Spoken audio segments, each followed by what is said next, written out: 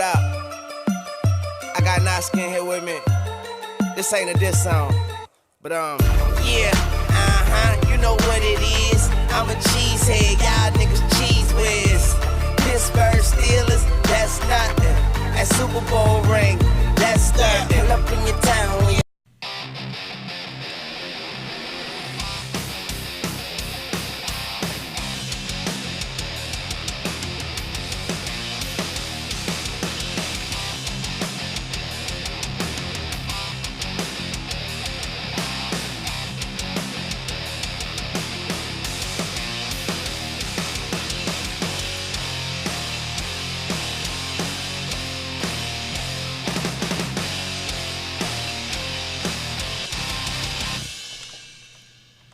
Hi, everybody. Welcome to Packers Unscripted from Packers.com. I am Mike Spofford, sitting next to my partner in crime, Wes Hodkiewicz. We're coming to you here from our studios at Lambeau Field. Wes, we are one day closer to Week 2 and the home opener at Lambeau Field. Packers-Vikings, Sunday, noon Central Time kickoff. We spent yesterday's show examining the Minnesota Vikings, talking a lot about their team and all three phases and everything that went on in Week 1. As we shift our focus back to the Packers here, if there's one statistic from the Week 1 victory against the Chicago Bears offensively for the Green Bay Packers that really sticks out to me, and I don't like to revisit things from last year because last year is last year and this is a new era, but that 2 for 12 on third down by the Packers against Chicago, that one really sticks out like a sore thumb. And it's something that the Packers have to do something about it. Right. And Matt LaFleur talked about it. Hey, you can't live in 3rd and 10 plus, which 6 of those 12 third down attempts were 3rd and 10 plus. Right. And you don't want to be in that against even the bad defenses in the league, let alone some of the good ones.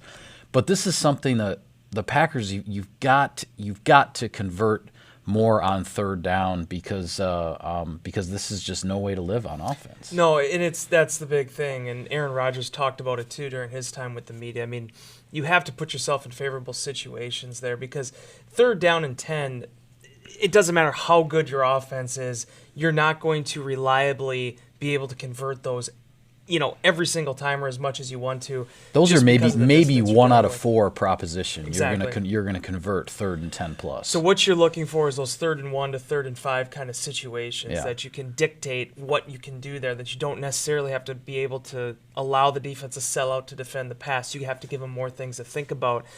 This is where I mentioned where the run game, I mean, it's still, the work is not done for them. This Minnesota defense will stress them in that way as well, the same as Chicago did. Sure. Over the course of the season, I think with the concepts and and fundamentals and the things that the Packers are preaching here, I think ultimately they'll be able to win this thing out and be able to get the production they want.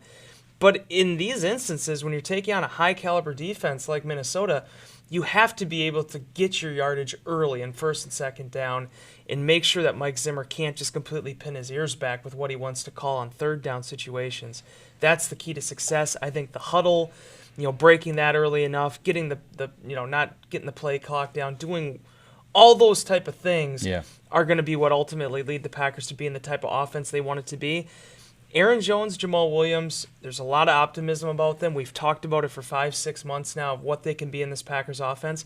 And you're going to be playing defenses like this. I mean, as Aaron Rodgers told John Kuhn in his 4 downs, I mean, there's a chance that he thinks that there's a possibility you could have 4 top 10 defenses in the NFC North, and you got to see those teams 2 times throughout the course of the year. So right. If you're going to be able to get the running game going, you want to continue that. You want to get it done against Minnesota. Yeah, when you talk about the down and distance situation and looking at Chicago, I mentioned there were 6 that were 3rd and 10 plus, including 4 in a row in the second half that were actually more than, not just 10 plus, but actually more than 10 because of either a penalty or a lost yardage play, a sack or a lost yardage play with the run. I mean, 4 times in a row of between like 12 and 17 yards on 3rd down. I mean, it just started to get out of hand there for a while. You look at the Packers' 6 3rd down attempts when they needed less than 10 yards, they were 2 for 6. Right. Now, you'd still like to be a little bit better than that when you're in that, needing 3 to 7 yard range. But I think the other thing that bugged me a little bit, and I'll explain the caveat here, but even the two that the Packers converted against the Bears, they were kind of busted plays, extended plays. Like the Packers just never really hit anything in rhythm on third down. It was sort of like a survival of the fittest type of down, and I understand. Defenses, that's when they're going to throw the most exotic things at you. They're trying to get you off your game. They're trying to get you to react to something at the last second that maybe you're not prepared for. And that's what third down is all about in the NFL. That's what makes it the money down. That's what makes it so tough. And that's why the statistic is so important. And obviously early in the season, you're going to see even more of those unscouted looks and things that you don't necessarily know that other defense is going to be able to throw at you. But if the Packers can find any kind of a rhythm, anything to hang their hat on third down to say, okay, this is what we can go to, or this is where we want to be when we're in that third and manageable, third and medium type of situation. I think that third down percentage is going to start to go up, but you don't want to stay down here in these percentages for very long. Yeah, and this is kind of the situation where I wish John would come barging in again to the show. Yeah, we need the blocking fullback, and when I say blocking, the pass protecting fullback who did that so well for all of his years in Green Bay. But the way I've always looked at this, and this is why I wish I could talk to him about it, is I've always looked at the third down situation like this. Excuse me. You mentioned, you had the two that were kind of on broken plays. Yeah.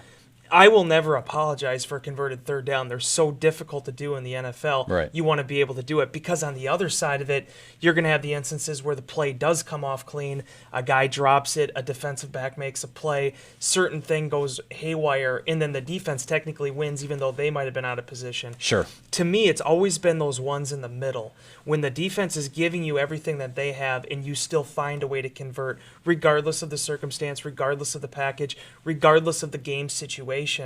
That's where I think the Packers want to get to this year under Matt LaFleur, because that's where you find the consistency side of it, because you're always going to have the things that go right and the things that go wrong. It's the things in between that are the rudimentary everyday plays that ultimately dictate what type of team you're going to be on those downs. The one thing I really like about the Packers' chances, though, in this capacity is that I personally feel like you have three running backs that can all be pass protectors and be accountable there. Jamal Williams is certainly ahead of the pack. That's been his calling card since he came to Green Bay. Yep. Danny Vitale, I think you saw some of that during the preseason, during training camp when the running backs were out, that he was capable of being back there and standing alongside Aaron Rodgers in the shotgun formations. And Aaron Jones has really improved there in the last few seasons. It's just about finding, okay, who's going to be your go-to guys once you get to those instances, because the offensive line knows what it's about. They know what it's like blocking for Aaron Rodgers in those situations, regardless of what the scheme is. It's where can you scheme guys open and who's going to win in those situations. And I'll tell you right now, Mike, if a defense is going to come out again like Chicago did and put three guys on Davante Adams in those circumstances, you have to be able to win your one-on-one matchups elsewhere. Adams joked about that at his locker, saying, hey, there's a lot of respect shown, but I still want the ball. Right, exactly. And, it's on everybody's shoulders to be able to make a defense pay if they're going to sell out that much to cover one player. Yeah, and you mentioned the interview at Adams' locker yesterday after practice, and it was really interesting because you can go on the website and look at the entire locker room interview with Adams. He's such an interesting player and such an interesting personality to me because he struck exactly the right balance between knowing and understanding how important he is to the offense and what he brings to it without that, throw me the damn ball, to steal a line from Keyshawn Johnson and his book. He never goes into that other realm, but he understands and he wants the responsibility of, hey, I do want the offense to go through me. I understand there are circumstances where teams are gonna scheme to take him away. And yes, Valdez-Scantling had one-on-one coverage for a 47-yard bomb. The three tight ends combined for a handful of catches and 70-plus yards and a touchdown. Those are some of the results. The Packers didn't get enough of those results against the Bears. But Adams, as you said, yes, he does want the ball. He's not going to sit there and cry about it and beg for it, but he knows how important he is to this offense moving forward. I've made this argument, and you've read it a lot, Insider Inbox, when you're editing that, about Adams over this last year in particular. kind of laid it out there that I view him as the perfect receiver for that reason, because you want a guy that's confident enough in his abilities that regardless of where the game is at or if the game's on the line, he's going to step up, and that bright light is never going to be too bright for him. Yeah. We saw it in Philadelphia in 2016. I think it's continued all the way since then. I agree. But at the same time, he doesn't have those diva-like qualities. And that's such a negative connotation, but he doesn't have those prima donna, whatever you want to call it. Sure. Where it's like, I need the ball 8 times a game. I don't care if I'm open or not. You throw me the ball. I want my touches. He doesn't view the game like that. He almost views it as, if I win and I'm there, pass me the ball. If I'm win and I'm there and you don't pass me the ball, on to the next play. That's an amazing mentality to have at that position, and he's managed to keep it from when he was a second-round draft pick out of Fresno State in 2014 to when he's a 2-time Pro Bowl receiver today. Yeah. I think that makes him special, and I think when you hear Aaron Rodgers talk about how he had 170 targets last year and he wouldn't mind throwing 400 balls this year, that's the exact reason why, because there's not a pressure on a quarterback's shoulders to get him the ball, but Aaron Rodgers knows at the same time he's going to find a way to get open. Yeah, and he had another interesting comment in that interview, too, in which he was talking about, if I mess up a route or drop a pass or something like that, I can't sit and sulk about it. He says to act like that on the field, even though it was him that screwed up, but he looks at that as a selfish thing to get down on himself because, as you said, it's the next play, and his teammates are counting on him to put it aside and move on to the next play. And as you said, I think that's a really special mentality for a superstar player in the league to have. And I'm really excited to see what Davante Adams is ultimately going to do. I mean, 4 catches for 36 yards, whatever he had against the Bears. Hats off to the Bears. They did what they needed to do. It still wasn't good enough to beat the Packers in this particular game. But I'm excited about what Davante Adams is going to do with Aaron Rodgers this season. Yeah, and as we talked about, too, I mean, this game against the Minnesota Vikings coming up, Xavier Rhodes, one of the top corners in the league. Davante's had some fine games against him, though, and he's had a lot of fine games against the upper echelon at that position. And the other thing, too, I think there's 2 positions on this team where there's been a culture that's permeated throughout the years. Doesn't matter if it's the same players. Doesn't matter if it's a guy who never even played with anybody else. David Bakhtiari never played with Chad Clifton, right? Right. But I always look at receiver and offensive line of 2 staple positions in Green Bay where there was a culture established when a lot of those guys came into the system, and they maintained it, they passed it forward, they maybe even took it to a different level. Receiver's one of them, and although Davante Adams is the only one of his kind right now in that room in terms of the experience and the plays and the catches and the touchdowns and the moments, that's still lessons that are being passed on to that next generation receiver, and I think that's something the Packers hope that will continue on in the years to come. Yeah, I totally agree with you there. Switching gears for a second to the defensive side of the ball, you have a story on the website looking at Mike Pettine's deployment of the defensive backs. And we had talked when the roster was cut down, selected with the 53. Packers kept 11 defensive backs. That's a pretty deep group. They wouldn't have kept 11 if not for 2 things. One, they feel like they need that kind of depth with the way the game is played these days. But 2, all those guys did what was required in training camp in the preseason to earn those roster spots. It wasn't just, we need 11, so we got to find 11 to keep. They feel pretty good about this group, and those defensive backs were deployed in a lot of different ways in Chicago. They were, Mike, and there's 2 things. There's probably one regret I didn't actually put in the story. There's been years where the Packers kept more defensive backs. They've kept 12 before. I think even last year, the year before, they had 12 on this roster. But what strikes me about this particular group is they have a lot of guys that can actually play defense right now. Like, they can go out there and play. A lot of times it was guys that, developmental might be prospects. Yeah, special teamers, guys that are going to be healthy scratches every week. With Kadar Holman had a neck injury that he's been working through. He's been practicing but been in a no-contact jersey. Other than that, they're completely healthy at that position right now.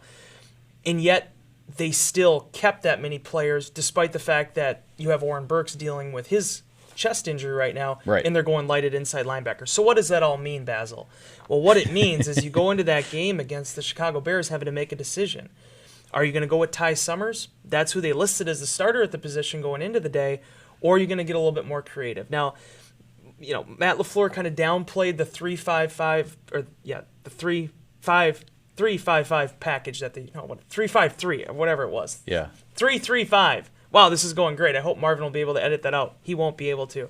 But that base front that they used of a 5-man front with one inside linebacker and then 5 defensive backs. Yeah. Raven Green became that quote-unquote inside linebacker. And it's not new for the Packers to use a hybrid safety. They've been doing it for the last 4 years.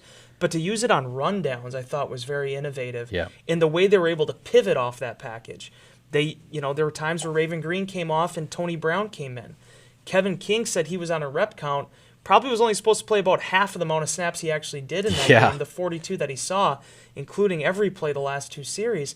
But yet, they're able to give different looks. There is an advantage to that, Mike, in the fact that they only gave up 46 rushing yards, the fewest amount of yards that they've allowed in almost 3 years.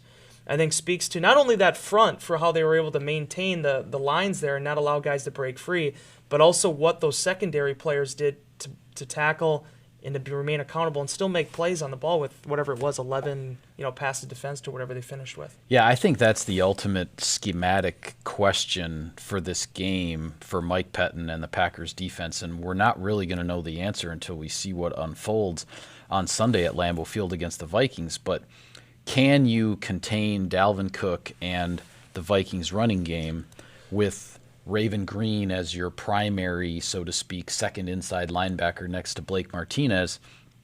Or do you need to go to more of a traditional run stopper, I'll say, in the form of rookie Ty Summers or the newcomer B.J. Goodson, more of that, stout run stopping, right, traditional inside linebacker? And maybe it's a matter of just how the game evolves and what happens as to how that ultimately plays out. The other thing I'll say, you brought it up, I was absolutely stunned when I saw the stats at the end of the game that Kevin King had played 42 snaps. Right. When I was like you, I thought maybe he would be playing 18 to 20 or something like that after missing an entire month with the hamstring injury. But that's the other thing to me from a schematic perspective that could be really interesting in this game, because last year, week 2 at Lambeau Field, Minnesota came in here, and when Jair Alexander and Kevin King were on the field together for the first 2.5 quarters of that game, Minnesota's offense wasn't doing a whole heck of a lot. Kevin King ends up leaving the game with an injury, and then starting late third quarter through the fourth quarter and into overtime, Kirk Cousins was going off. I mean, Stephon Diggs and Adam Thielen and these guys, and their passing game just exploded. Now, it's not only because Kevin King left the field, and yes, I understand the Clay Matthews call took away an interception, and that led to even more passing yards for Kirk Cousins when the game essentially should have been over.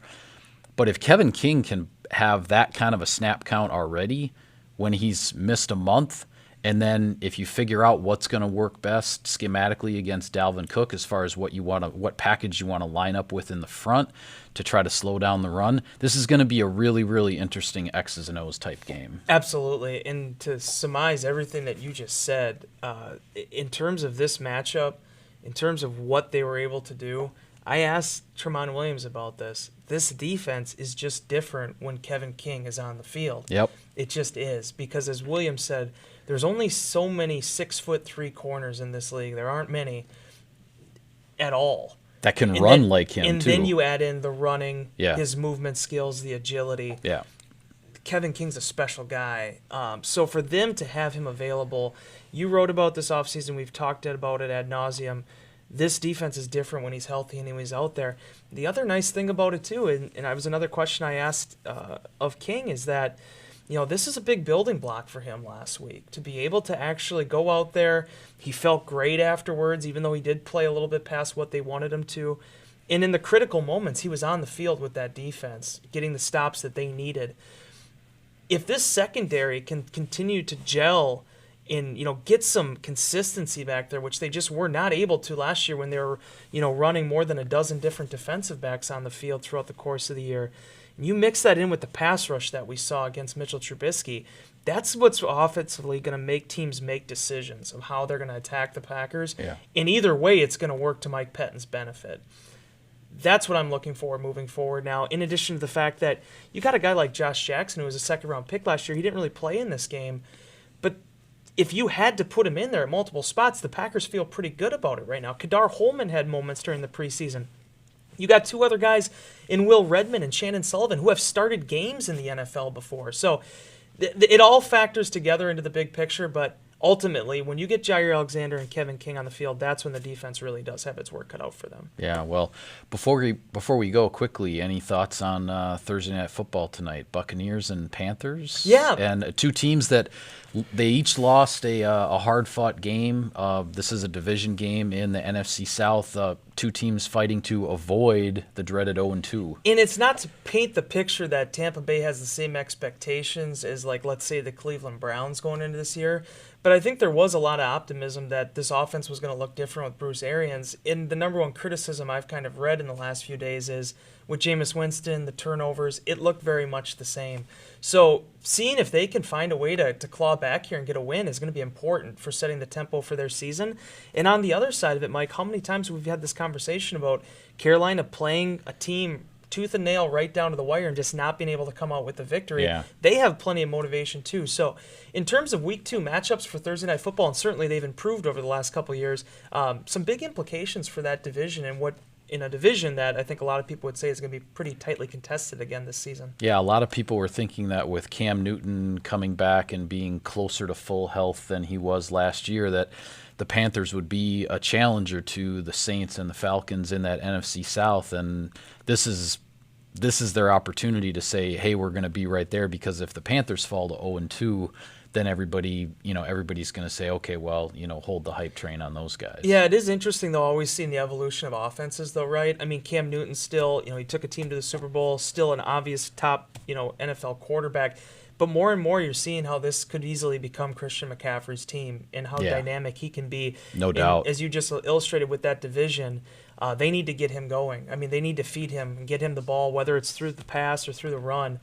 That's a guy that could give the NFC South a lot of problems this season. All right, well, with that, we will call it a wrap on this edition of Packers Unscripted. Be sure to follow all of our coverage of the team on Packers.com. Like us, subscribe to us on iTunes and other podcast services. On Twitter, he's at Wes Hod. I'm at Mike Spofford at Packers for the team account.